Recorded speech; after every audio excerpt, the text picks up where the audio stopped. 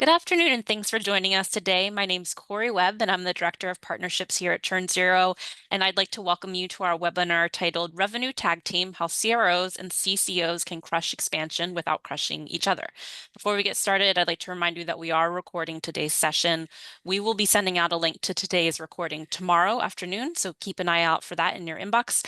Throughout the presentation today, you can submit your questions via the Q&A button at the bottom of your screen. We will address as many as we can at the end of this webinar. We also have enabled chat today, so please feel free to engage with one another.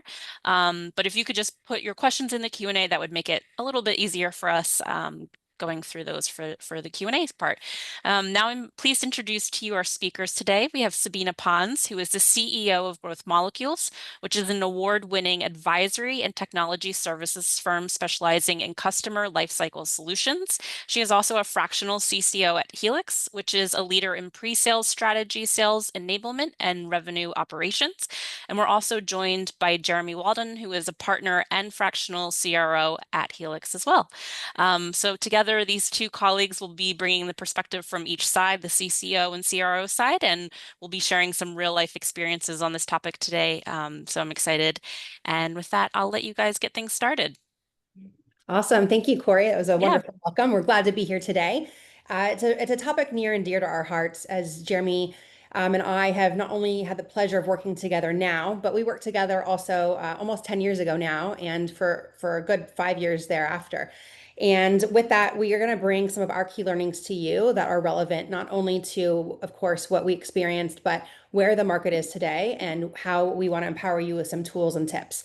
We're going to go through the general overview, right, of what we see typically with this concept of a revenue gap. We believe and we've seen companies leave money on the table. So we're going to talk about the reality check. What does that mean? Why is that painful? And we're going to get into what teams can do about it, how we can look at expansion opportunities, and that it's really got to be teams working closely together and avoiding friction. We'll give some practical key tips in that CRO CCO playbook approach, how we work well together, how we get our teams to work well together. We'll talk about the tools, the tech, and the tension busters to make that happen. And then we'll make sure that we leave plenty of time for Q&A. As Corey mentioned, that chat is open. By all means, raise it up along the way. If we can clarify a point or revisit something or answer a question that you have swirling in your mind and you can't wait till the end, don't feel like you have to wait, bring it up. Before we go in and talk a little bit more, we would love to get a quick audience poll. This helps us learn about you and gives us some context for the way that we will create our narrative today. You should see a poll now. There's 3 key questions, and we want to understand where you are at today in your post-sales to pre-sales handoff.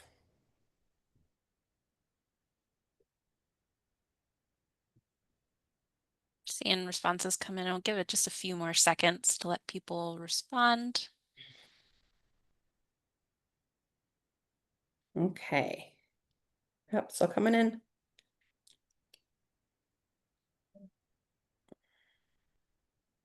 All right, it's slowing down a little bit. I might go ahead and close the poll and share the results out. Okay. All right. So overwhelming majority, 65% are reporting that your post-sales to pre-sales handoff is clunky but effective. The next highest is a trust fall. And we've got synchronized and scalable. So 10% feel like they're doing it really well. And kudos to you. Congrats. That's awesome. It's hard to do.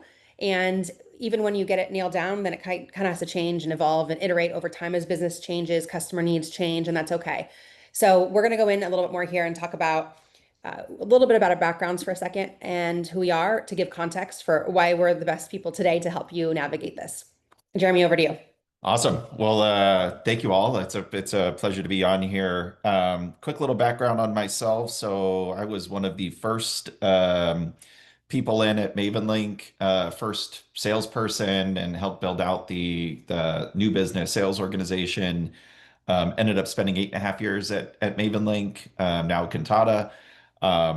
And so I got to see the whole evolution from doing new business to that first point of, oh no, we have people up for renewal, nobody's talking to them, to flash forward, getting the pleasure to meet Sabina for the first time at MavenLink, and having her come in and like totally revamp everything that we were doing and bring structure and process to everything. So seen a pretty cool evolution.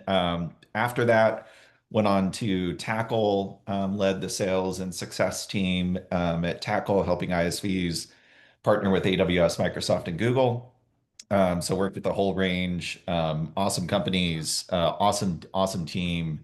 And that was really where kind of got the introduction into a lot of the AI tools and different techniques to help automate a lot of things, help build cohesion across sales and success. And I learned everything from Sabina. So it's awesome that we are now working together again. So Helix now, Helix, we built out a team. We're about 30 full-time people now in a large contractor network as well. We do all things go to market. So we initially, when we started it, we were helping companies with marketing, sales, operations, rev ops, building out partner channels. Um, and we had this gap of customer success. And so we brought Growth Molecules and Helix together. So it's awesome to get to work with Sabina again. The honor is all mine, Jeremy. So as he mentioned, I came in, I'm this new whippersnapper coming in at Maven Link in 2016, and I started in June, and became really apparent that one, I wasn't sure about Jeremy, if like I needed to be like his ally, if I wanted to be his friend, or if it was like stay away from him with a 10-foot pole. But quickly I learned he's a good guy and he knows his stuff and he's really good at leading teams. So I, suggested, hey, let's get a one-on-one on the books. And we started meeting weekly. And by August of that year, it became apparent. So just, 3 months later, it became apparent that our teams were not working well together. We literally were physically all in an office at the time, and we had this kitchen in between us. And, I affectionately call it the Great Divide, because his team was on one side and mine was on the other. And that became almost symbolic of the gap in partnership that came. And when an AE would come over to my side of the building, my team would like literally get tense. And I think that, if one of my team members walked over there, they probably anticipated complaining about something. And so that wasn't cool. We got our team in August together, our first offsite with just sales and customer success, and we really got to know each other, understand a day in the life, like what really is the challenge. You ask, customer success managers, well, what does it really mean to be in sales? Like, oh, well, they just come in on Monday mornings and do expense reports and see if some numbers, stick in terms of forecast. Well, it is so far from the truth. Right now in my role, and for the last 5 years since Growth Molecules has been around, I do business development. I am in sales conversations. And even as a leader at Maven Link, I was in sales conversations helping to drive renewals and expansions as we owned those particular numbers. So it's been an awesome experience, and I'm glad that we get to do that together and help customers today, because we are practitioners first and foremost, which means we've been in your shoes, we get it, understand the pressures of board, understand getting your teams to think differently. Sales is not a dirty word. In fact, without robust processes to understand customers in the first place, to get them to sign on the dotted line, then we have to understand, how to grow that value and so on. Without the good sales expertise and tactics, we don't have a business. So there's also some job security in that key piece for CSMs and post-sales teams as well. So in terms of this concept of the reality gap, right? When we're talking about that, what does that really mean?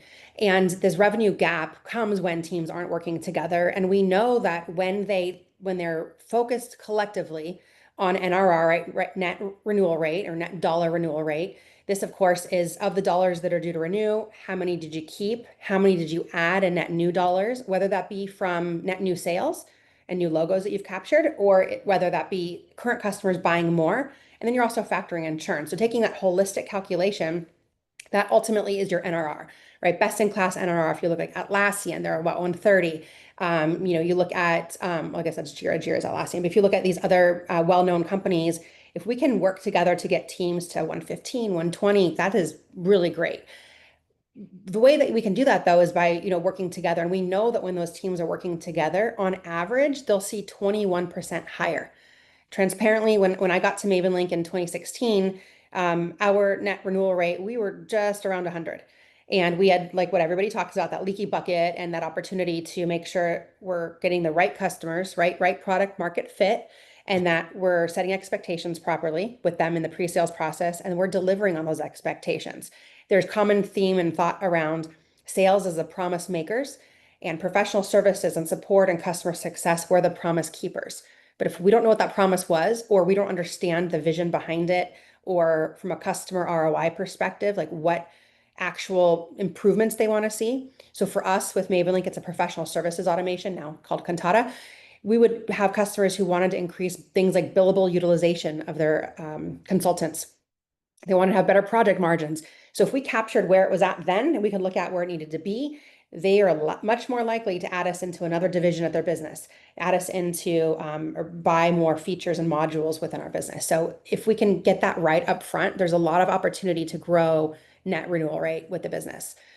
When we think about then what are the hurdles? Like obviously it's no brainer. If you can put 21% more up on the scoreboard, like why wouldn't you? Well, it's hard. It's challenging. And some of the common challenge that we see are scenarios around like mismatched handoffs. So either the economic buyer, the person that was in the room with the salesperson doing all the discovery, figuring out what they needed, isn't the same. That's now part of the implementation team and using the software at the end of the day. What that comes down to is it's not even a mismatched expectations between a sales team and a customer success team. It's a challenge between the client not talking internally. And we see that also. That's a contributing factor. But the more common contributing factor that I personally experienced and Jeremy and I did together when we were working together was just this idea that the AE didn't communicate with the CSM and didn't share some of the key things. And so then the CSM is asking all the same questions again. Well, why did you buy and what's important to you? Who's going to be on the project team? Do you have a big milestone upcoming, like a board meeting that you're going to need to show value in?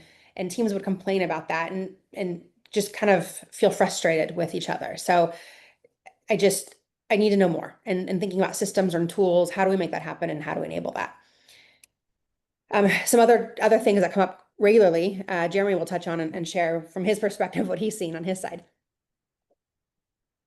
Yeah, so there's a common. So I don't want this to be like we were perfect all the time, because there was definitely multiple points of like, wait, what? Wait, what's going on here?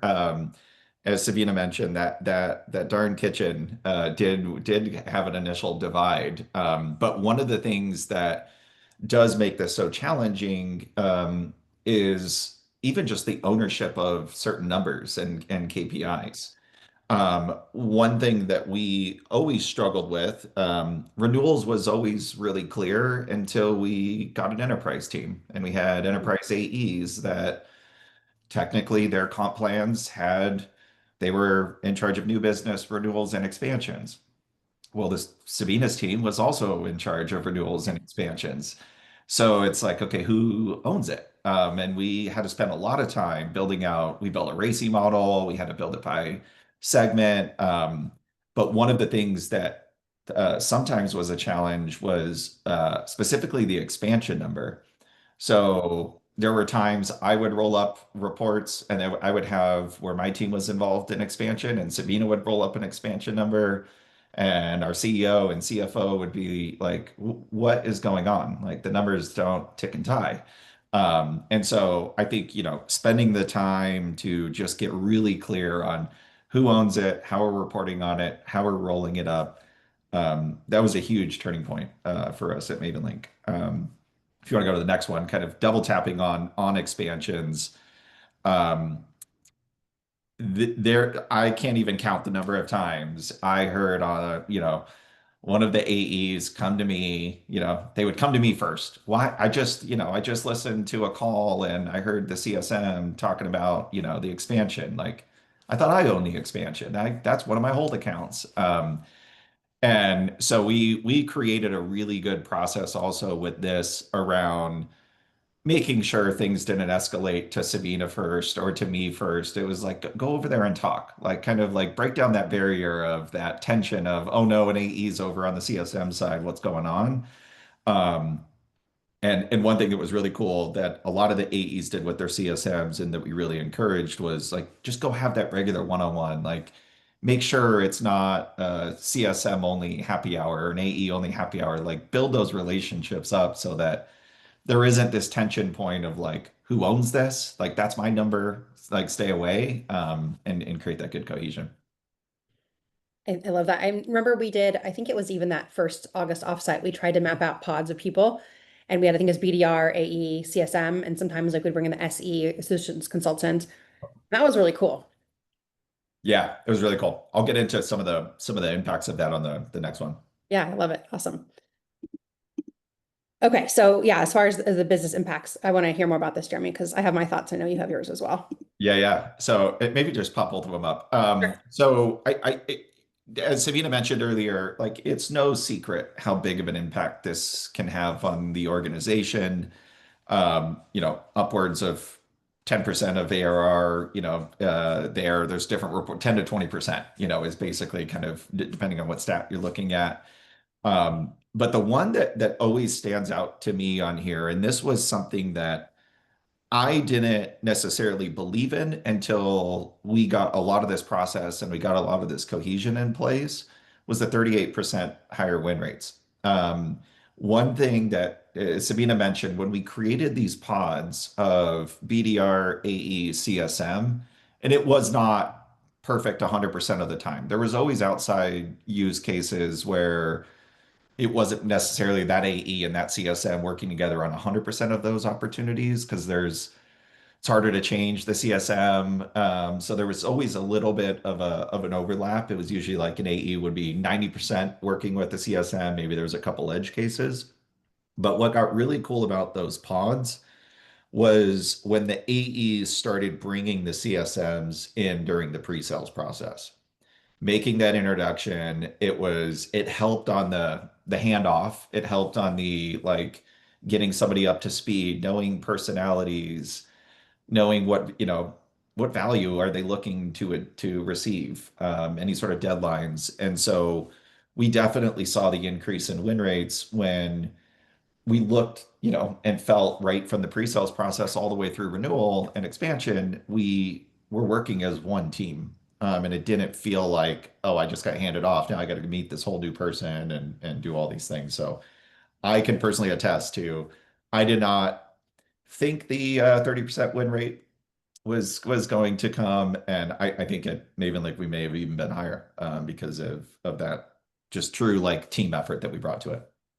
And the other piece too is references, right? Referenceable customers. Like when the AE and BDR have an appreciation for what's working and what's not working from the install base, then they're also going to sell better. And then it's also a win-win because now they have more familiarity with those great use cases. And then they can ask those CSMs like, hey, I think this customer would be a great reference. Can you help me make an introduction to this prospective customer? And there's nothing more powerful than that. Any software acquisition or software selection and purchase that I've done as a leader, I've always wanted to talk to other people that are using it, right? Like when I bought Gainsight for the first time, like what's the main thing when I bought, Turn Zero down the line? Like what are the main things that I need to know to be successful with this application and what do I need to do to accelerate that, et cetera. So I think that sales can lean on customer success that way when they have that mutual respect and rapport. Okay, so team sport. Trying to have some fun here, and please feel free if you want to use chat throughout this. We don't have to wait till the end. So team sport, I would say when Sabina first started, our team sport looked a lot like this. There was a bit of a tug of war. Um, I technically at the time was owning new business renewals and expansion. Uh, had no problem you know, giving up the responsibility of that. But there was definitely that tension. And our team sport looked like AEs and CSMs trying to fight for every dollar. As we all know, a lot of AEs are just trying to maximize their comp. They're looking at, how do I just sell more and get more up on the board? So there was this kind of tension, this is what our team sport initially looked like. Then I would say next iteration, it looked a bit more like, if you want to go to the next one, it looked a bit more like a marathon race where it was like a true handoff. It was kind of like, okay, if I'm just focused on new business, I'm just going to hand this baton and let them take it and kind of be out of the deal.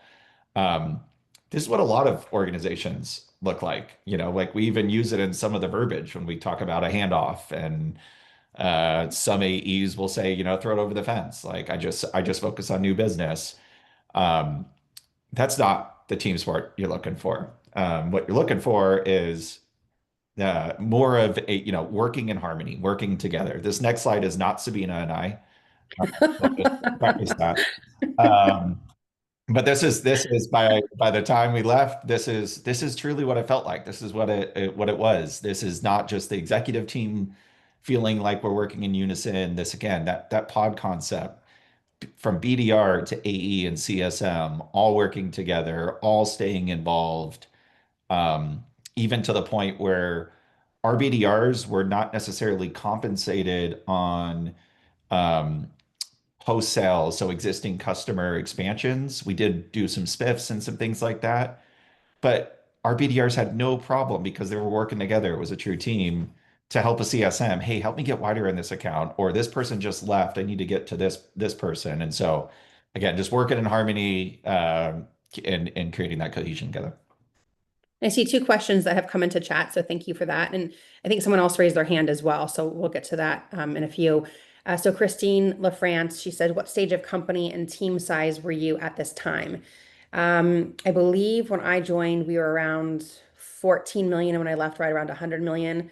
When I got there, my team was 4 people, and over the years, with a lot of these scenarios Jeremy and I are talking about, it quickly got to 10, 20. Across all post sales, my team was about 100. Jeremy's team, what were you at the time? Jeremy was pretty substantial because we're global as well. Probably around there. Yeah. Yeah. Offices in um, three in the US, London, Australia. Uh, hmm you had support in Cebu as well. So yeah, large global team once we. hmm and then the second question from Jacob Rose wants to know about the makeup of the pods.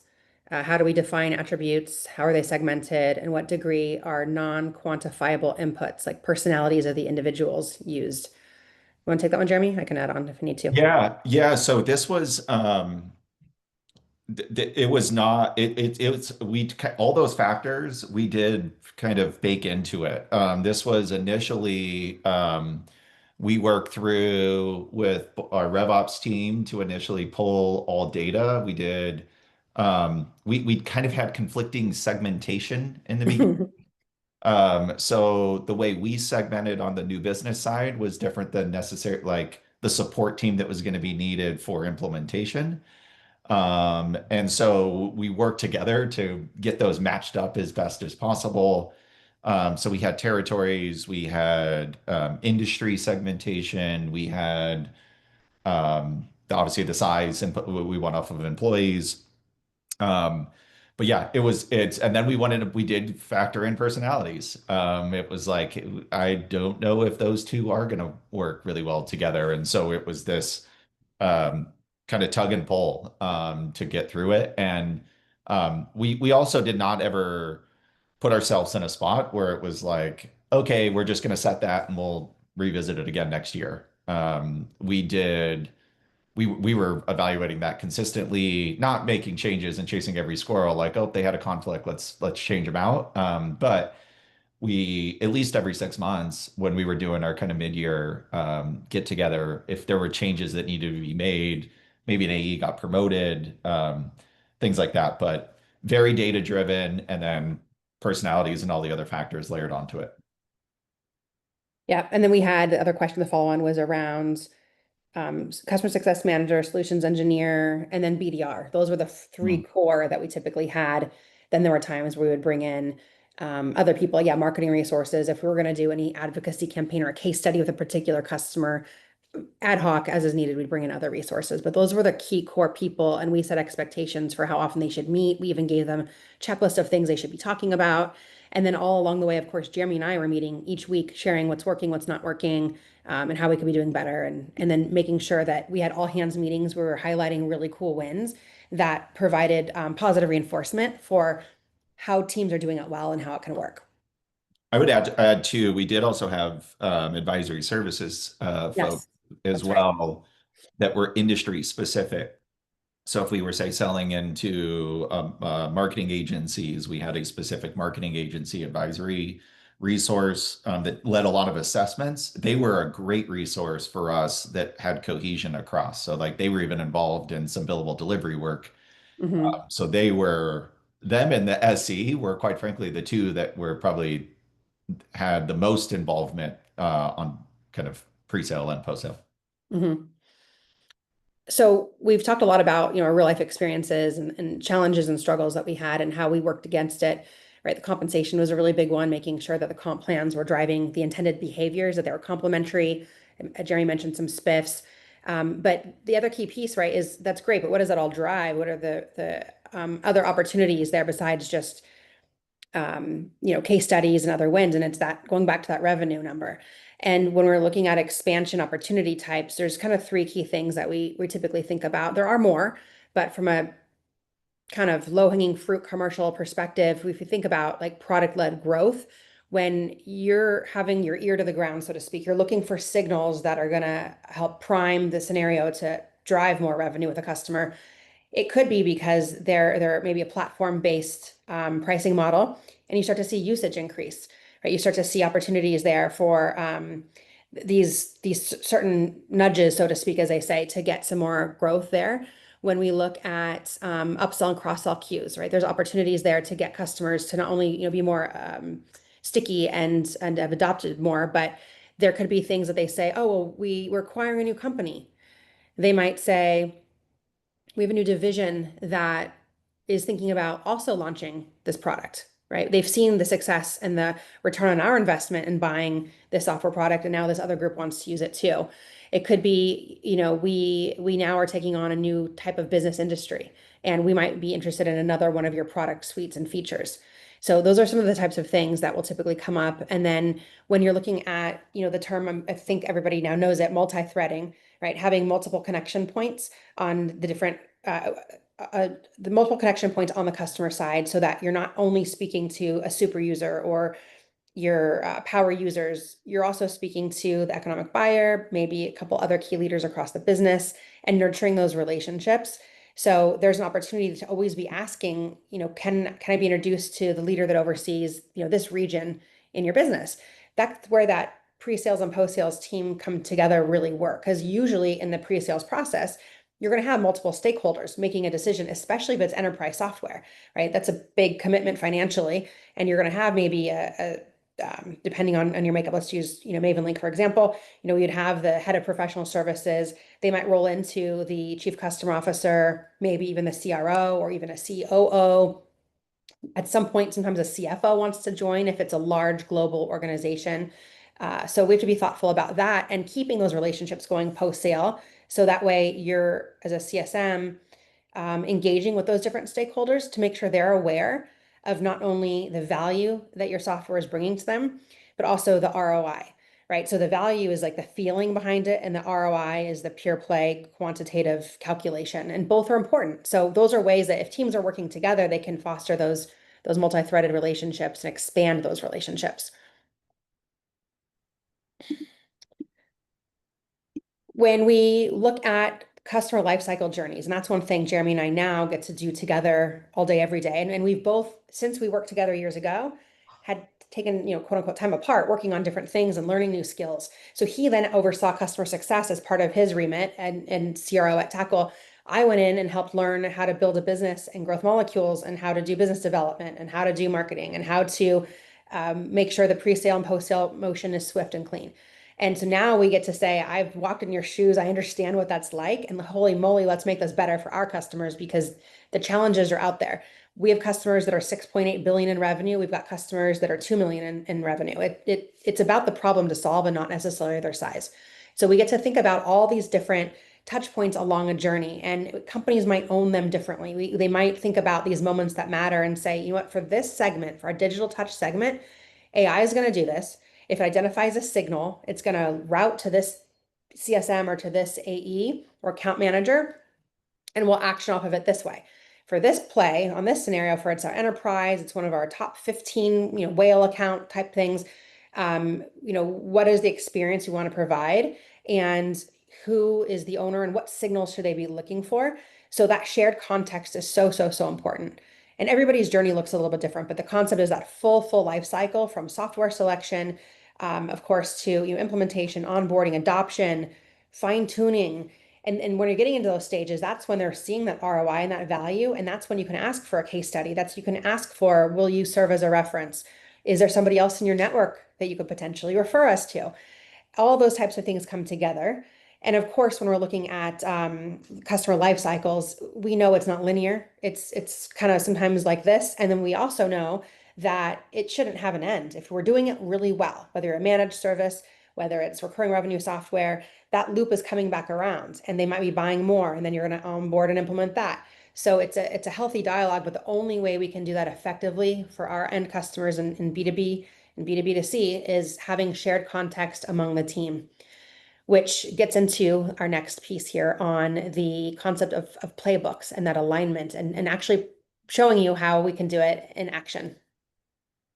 Yeah, so what I want to just touch on one thing there that you said, Savita. We both have, it was kind of cool for us both to go see, the other side and live in the other person's shoes. I will gladly go on the record and say success is a heck of a lot harder than new business sales. Uh, Wow, and I've being never someone heard this. that is doing delivery myself and doing success, doing and managing it at Tackle and now living in it, every day myself as well, it's a lot harder. So I've gotten a whole new appreciation post Mavenlink for all the things that success teams go through. I don't even know if I He's should. sucking up to his audience. He knows his audience No, is no, customer no. success and Turn Zero family of people. But I'll give you kudos too. I've never heard Jeremy say that, so I'm glad this is recorded. I'm gonna play it for some people. I actually saw that one of our former team members is on the call, Brian Bishop. If you're still out there, kudos to you. But then also, I'll say the reverse is true too, right? So as I've had to think about those commercial conversations and doing negotiations in a way where it's not an existing customer that they already know you and they already understand the art of possible with your product or service. I'm meeting new people for the first time and I'm trying to convince them that we walk the walk. We know what we're doing for a living. We have lots of customers who I can introduce you to who are happy with what we've helped them accomplish. But it's also very, very hard. So I think it's just where we originated in our careers and how they've morphed. And so I think it's just as hard on sales as success, which is why we can make it easier on each other. Yeah, and it's also, I mean, there's also the shift that's just taking place right now with, we're seeing a lot more in the clients we work with where historically a CRO just owned new business. And now it's, owning everything, and kind of everything reporting up into the CRO. And now it's until you live in the shoes, it's hard to fully appreciate how hard it is and what you go through and escalations and all the not so fun stuff. There's very few escalations on the new business side. Some of the just kind of like anchoring back on some of the like playbooks and things that um, we did and just recommend you just building into your cadence. The shared goals, again, we've kind of touched on this, but when Sabina and I would meet each week, it was going through customers, it was going through numbers, it was Sabina's going to share an example of an enterprise forecast being very, very bad and her coming in and saving the day. And that's really like what you want to do. Like it's not like, oh, I own the new business number and Sabina owns renewals and expansion. It was both of us working together. Like, okay, what can I do to help you on the new business side? What can my team do to go unlock, some expansions, get wider in an account? Okay, let's go put our BDR team into existing customers. And so we really truly had shared goals. It was never I hit my number, you didn't hit yours. It was how do we go hit the overall company number and each hit together.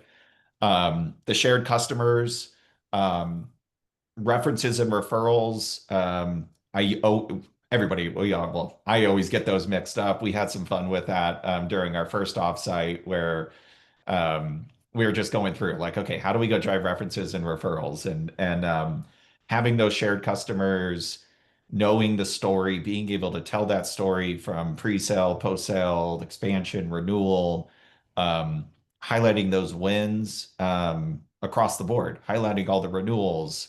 Sabina's team hitting the gong on a renewal, like and or the AE and the CSM hitting it together on a big expansion. So really cool process around just sharing those wins, but also um, those shared customers, like bringing them on to, one of your internal meetings, having them come on and speak about how they worked and being able to highlight the AE they worked with and the CSM and the SE and the advisory resource and the executive team members they met and talk real world. I'd say it fits underneath that shared customer of knowing the complete customer journey. And the shared language, a couple of different things on this. One thing that was fun in the beginning of really building out this partnership was even just internal education on how we talk about certain metrics, how we talk about um, things that we're doing, how we're implementing things like that. I mean, heck, I think half of my AEs didn't even know what NRR was. So we had to do a whole education process on like, no, this is what it is, and this is why it's important. This is how we increase it. So Good call out there. I was going to add, in terms of the shared goal, something else even between you and me on a leadership perspective, when we were doing high level forecasting, but also planning out our budgets and what we're going to go ask for, so to speak, for, the next quarter or for the next year. And, what tools and resources. I know your team bought 6sense and you were using it to help with, sales pipeline development and things like that. And I went over to you and was like, hey, I'm kind of interested. How does this work? What can we do? Is this something that customer success can use for renewals? And so we got in touch with the 6sense CSM that we were working with, and I asked the question. Said, we've never had a use case like this where customer success has used the application 6sense, and let's pilot it. So we got a couple people licensed on my side, and we were able to use it as early warning, meaning if they were looking up, financial for Certinia, or they're looking at Harvest or at Smartsheet, something else, we would get a little ping that somebody from that domain was researching competitors, knowing that they already had Maven Link and that their renewal is going to be coming up with like the next 6 months. So it was really cool to share those types of things and talk about where we were going as a leadership for our strategies. And that for me was really helpful, and really helped us, I think, move the needle too.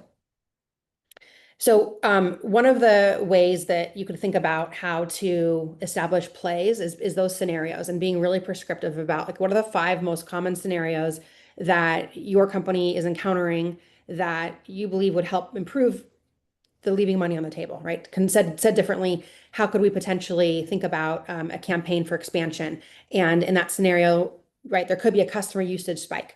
Maybe you have, Amplitude or Mixpanel or an application out there that's showing you your customer usage behavior in their application, and you see this spike. You have an early warning signal. You have it configured in turn 0.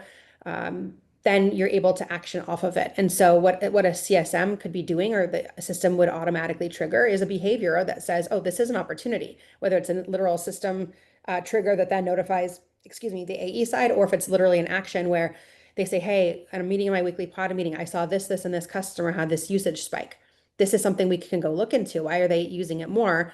What other opportunities are there? And so, sales might get that meeting going. We'll have that strategy session. And then there's a joint motion that's established. You're going to own this. I'm going to do this.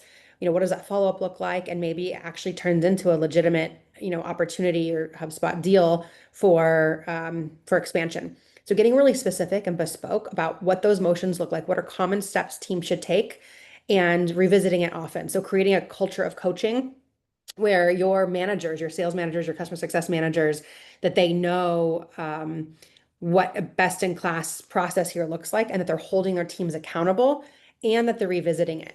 And in a previous picture here, actually in this back slide here, this other gentleman with me and Jeremy is Chris Scalia. He was one of our former bosses at one point and good friend of ours. And he had said to us, inspect what you expect. And so as leaders, if you're not holding your team accountable to these plays and these motions and these expectations, that's a problem. But even more so, the psychology behind it, if you're not bringing it up to them regularly and spotlighting cool ones that happened when you're in a team meeting and say, hey, John and Heather handled this scenario for expansion really, really well. It started back in February. It was slow to go, but guess what? By end of June, they closed this deal. It added 50K more in revenue. Awesome work. Great job. And so that's pretty cool. We had a question here. Let's see. By opportunity flag, do you mean open a new opportunity in Salesforce? How do you recommend tracking CSM generated leads?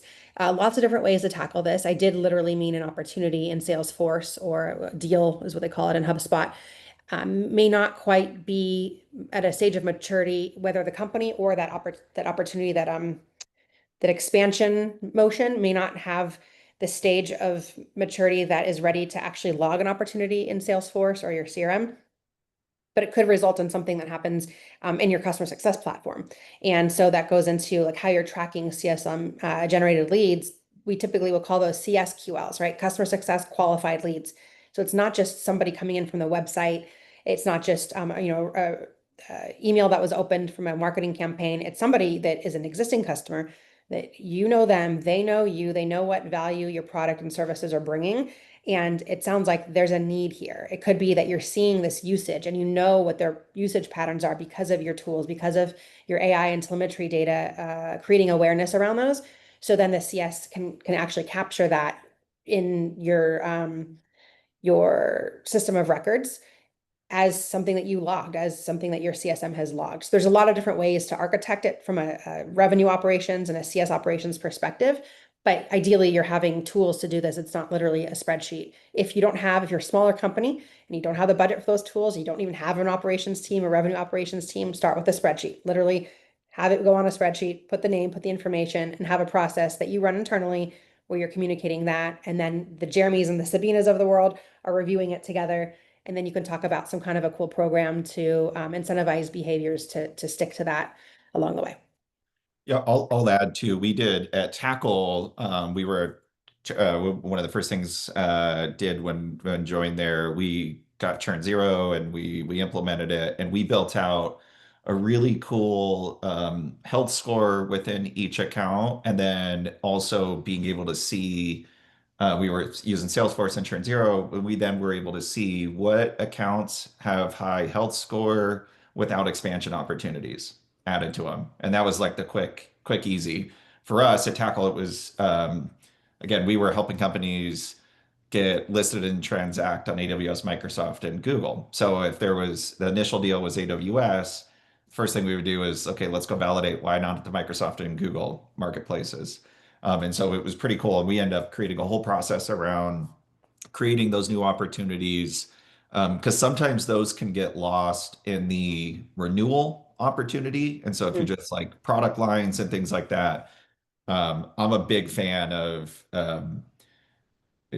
getting products and building out the process and doing all of those things early. It'll save you a lot of headaches, and it'll ultimately increase your expansions when you get really good at that, just kind of back end piece of creating the opportunities or the deals if you're using HubSpot in advance, being able to track those and not creating the expansion opportunity with a 1 day close, sales cycle. And uh, we not to say we're perfect and we've never done that, but there's that's usually the best indicator that you know what's going on. If your sales cycle is sub 5 days on expansions, you probably got some work to do. And you touched on the renewal piece too. Like, it is, just to be clear, you can have an expansion on a renewal, and you should have an expansion on a renewal as much as you possibly can. And those teams can work together. And in those scenarios where that pod of sales and post-sales teams are working together along the way, and say it does culminate in that expansion on the renewal rather than as a standalone, that's when leaders have to say, this is a really cool exception. We want to drive more of that behavior. And does it literally meet the bounds of the comp plan that said expansions are treated this way and renewals are treated this way? If the spirit of the motion was to build more business on the account, like, that's an opportunity to say, okay, there's some exceptions, and this one we're going to take us as a one-off, and we're going to work together and figure out what the proper comp is on this to make sure that our teams do that. Because from a customer-centric perspective, right, customer experience, it's easier for them to have one contract ticket to go sign. It's easier for billing. It's easier from the whole administration of the commercials to have those things be together.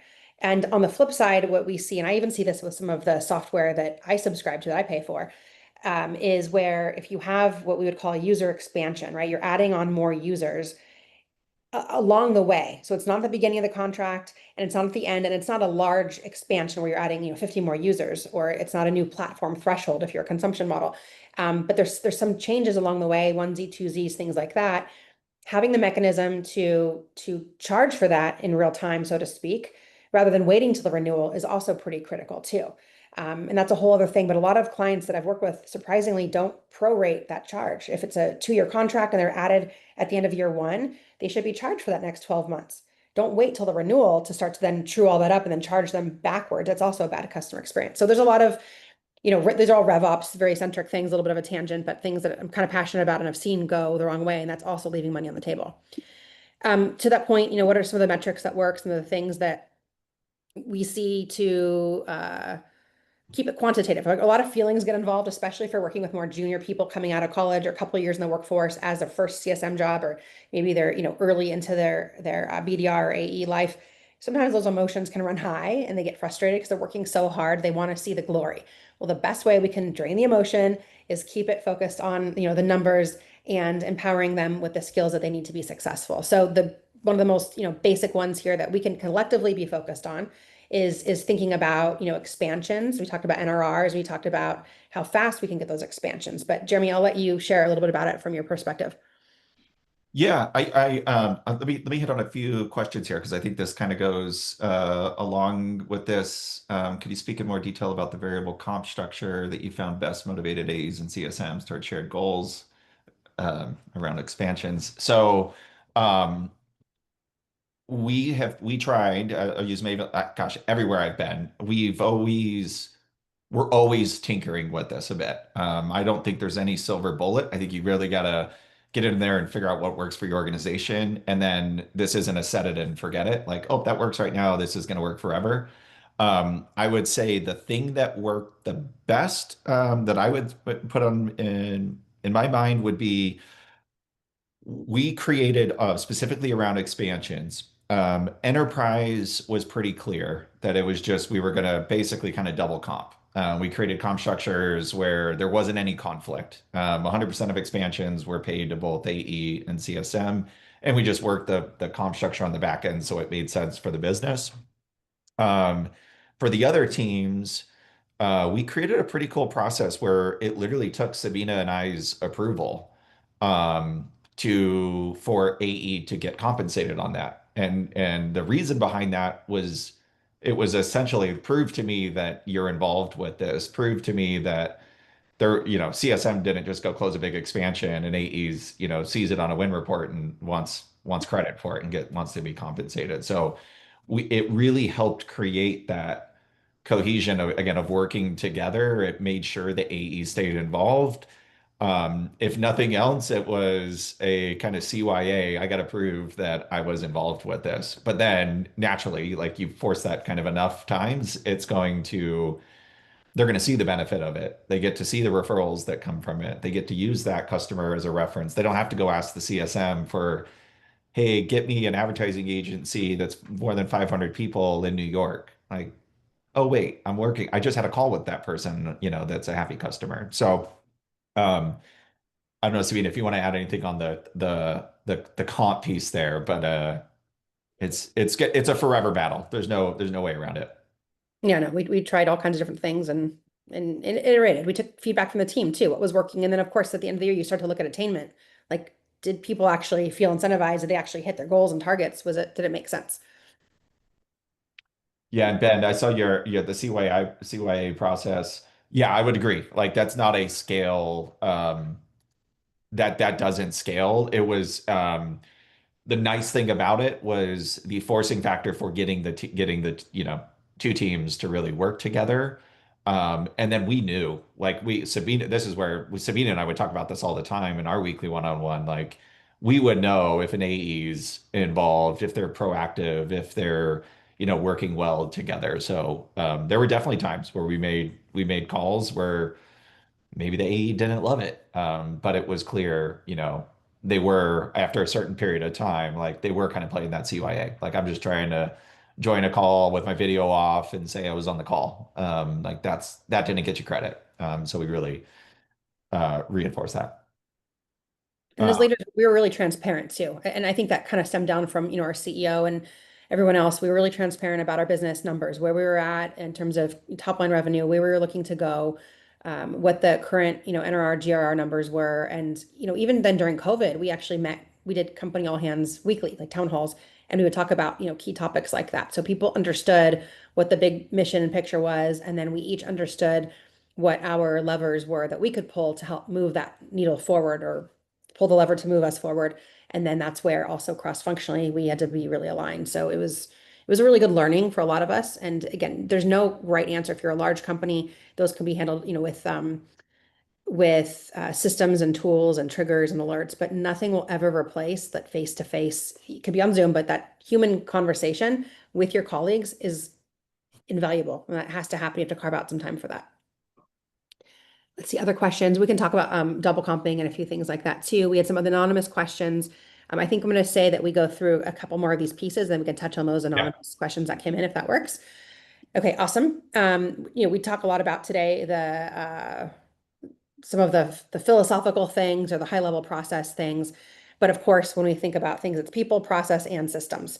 So some of the tools behind the way to make these things happen, the tech that supports it, and things that can then address the people piece of it too, some of that tension that's felt. I don't know, Jeremy, if you want to touch on a few of these things, and I can jump in. But there's ways to defuse things. There's ways to have joint investment, so that way it's not just a sales tool that you're paying for that my team's using, et cetera. There's a couple of ways to think about that stuff. Yeah, I think just kind of like going through each of these, I think um, the kickoff, the formerly handoff, but that whole process around, again, best practice, bringing the CSM in the pre-sales process so that you can start to capture that data. If you're using Salesforce or HubSpot, like getting all of that data in there so that feeds through, into Turn Zero and you can just continue to build on it. We made certain fields required. So we weren't even letting AEs wouldn't even get compensated until certain fields were populated. That's a little bit of a stick, but it's then it became natural. And so that was huge. Um, I hope everybody now at this point has some sort of call recording tool that you can see the entire customer ends. So from first call with the BDR all the way through being able to see all the meetings that are happening, who's involved, what's going on. That was massive for us. We were one of the first customers of Chorus at the time. And so that was just a fantastic tool that we implemented there. And again, I think everybody has that by now. Um, the QBRs, this was for those customers in the right size, the right segment. We really tried to enforce the QBRs. Sometimes they were ABRs, maybe annual business reviews. But um, but that was again reinforcing the pod concept. That was the whole team involved there. Maybe not so much the BDR in some cases, but definitely AE, SE, CSM, an advisory resource working together, doing the prep, coming up with the goals, making sure we're, reinforcing the value that our products delivering, and that the customer sees that. And then RevOps, this was again an evolution that we had. We at one point had sales ops reported into me, CS ops reported into Sabina. I think that we created a lot of awesome things when we rolled that up into a single organization. Again, kind of going back to those KPIs, making sure you know, my sales ops person and Sabina CS, ops person are not rolling up different numbers. And so I think that under one team was a great evolution. Definitely agreed. I love that. All right, so we've had some good chat here and good questions. If you can put in chat, I'd love to hear or come off of mute and ask the question. But what's one change out of hearing these things today or things that have been on your mind already? What's one thing that you could do tomorrow to start to drive expansion alignment between your teams?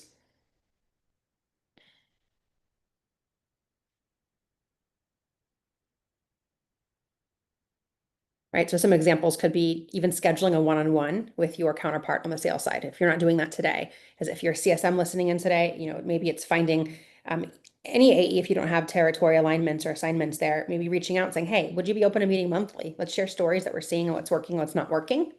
If you're a leader and you're not already having that one-on-one time with your counterparts, suggest that you get that scheduled. We usually have that opportunity in cross-functional leadership meetings, but sometimes it's not the right forum for those more specific questions. Ben said a clear ROE doc. We don't have one today at our smaller startup. Yeah, get started. And there's a lot of tools and templates out there. There's things on each of our respective websites that are downloadable for free just to get you going, and happy to support that there too. Let's see, David, a joint NRR target. Focus on that in CS, but I don't think sales tracks this at all. And to Jeremy's point earlier, sometimes sales doesn't even know what NRR is. That's not necessarily their focus. And if people don't have an understanding of the economic mechanics of a true SaaS business, that might be lost on them. Was there somebody coming off of mute to say something? Oh, I don't think the attendees have that Oh, okay. functionality. They can just type in. Got it. Um, but we could get to the rest of the questions. There were a few others that had come in. One question that was, are there any certain expansion opportunities that a CS manager would handle themselves without collaborating with an AE on that account? I mean, that might be like depend on the product they're selling, but I don't know if you guys can think of any scenarios where that might be allowed or, okay. Yeah, definitely. There was definitely quite a few scenarios. I would say smaller segments. It was almost 100% on the CS. Mm. As you get bigger, then it's you just got to be like in complete sync. Um, there's scenarios where you can run a true like here are my hold accounts. Here are the accounts that I as an AE maybe I've sold 50 total deals in my tenure, but I'm only focused on 10 of them from an expansion standpoint. And so those ones were really clear. I think this one, it really varies on the business, the product you're selling. What do you have additional product lines? Is it just peer users? So I think this one is hard to give here's the perfect answer on. But my recommendation is look at your segmentation, look at the products, look at your, how you expand, and you can have variations of it. And then just make sure it's really well documented, and continuously reinforced. This isn't you can just do one, kick off and everybody's going to know and be really clear and follow all the rules. One thing I've seen work well too is if you have to put parameters and boundaries around who does what, it could be the case that CSMs can autonomously run an expansion for something that's existing. So maybe they have a certain license type and they're going to add more of that. But when it comes to selling a new product line, service line, or even maybe a new division outright, where it's going to be more or less a new sales motion with demos and workshopping to get to that point of launch, then that might be when then the AE comes in. So there's different scenarios that can serve different types of businesses there. Yeah, I think that makes sense. Giving some guardrails and Hmm. um yeah, we have another question that came in that says, how do you recommend addressing a sales team who often shares they don't have time for one-on-ones with CS teammates or time to enter information into Salesforce like fields, etc.? I think you're getting the vibe there, what they're saying.